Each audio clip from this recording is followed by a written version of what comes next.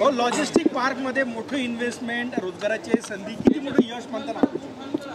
ही अतिशय आनंदाची गोष्ट आहे की आज एक्सायो यांनी लॉजिस्टिक्समध्ये 2000 कोटी रुपये या ठिकाणी इन्व्हेस्ट केलेले आहेत आणि एका अत्यंत भव्य लॉजिस्टिक पार्कची निर्मिती या ठिकाणी होते।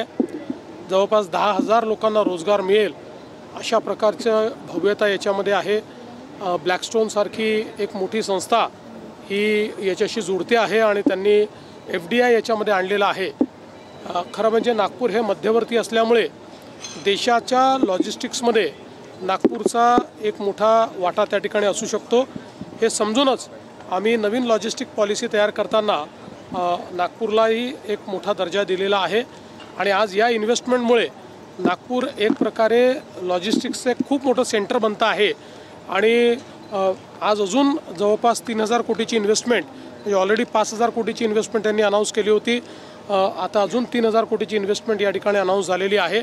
त्यामुळे नागपूर असेल किंवा महाराष्ट्रातला इतरही भाग असेल, या ठिकाणी मोठ्या प्रमाणात लॉजिस्टिक्स इकोसिस्टीम ही या माध्यमातून तयार होणार आहे, रोजगार तयार होणार आहे आणि ग्लोबल सप्लाय चेनमध्ये आपल्याला जी सहभागिता हवी आहे त्याच्याकडे आपण पुढे जाणार आहोत।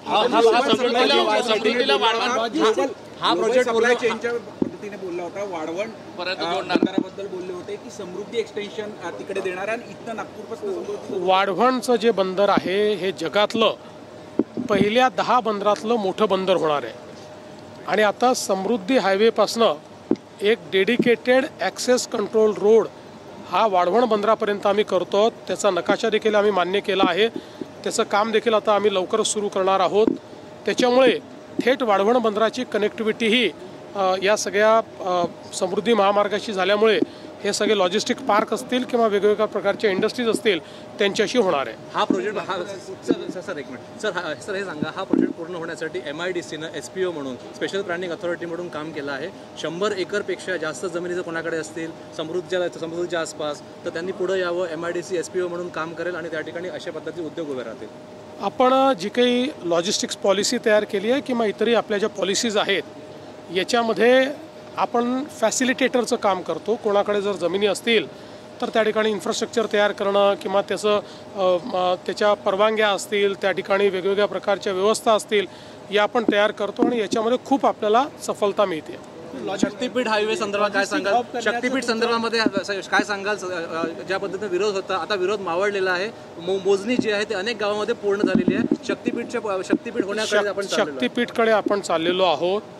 त्याची जवळपास 70% अलाइनमेंट आमची फायनल झालेली आहे।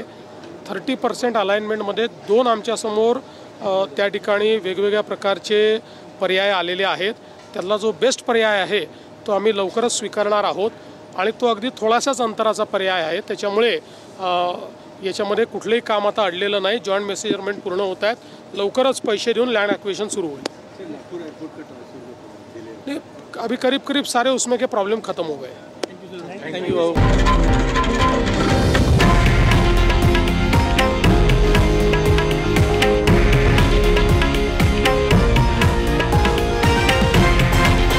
हे आहे देशातील नंबर 1 न्यूज नेटवर्क आणि आपण पाहत आहात TV9 मराठी, एकमेव।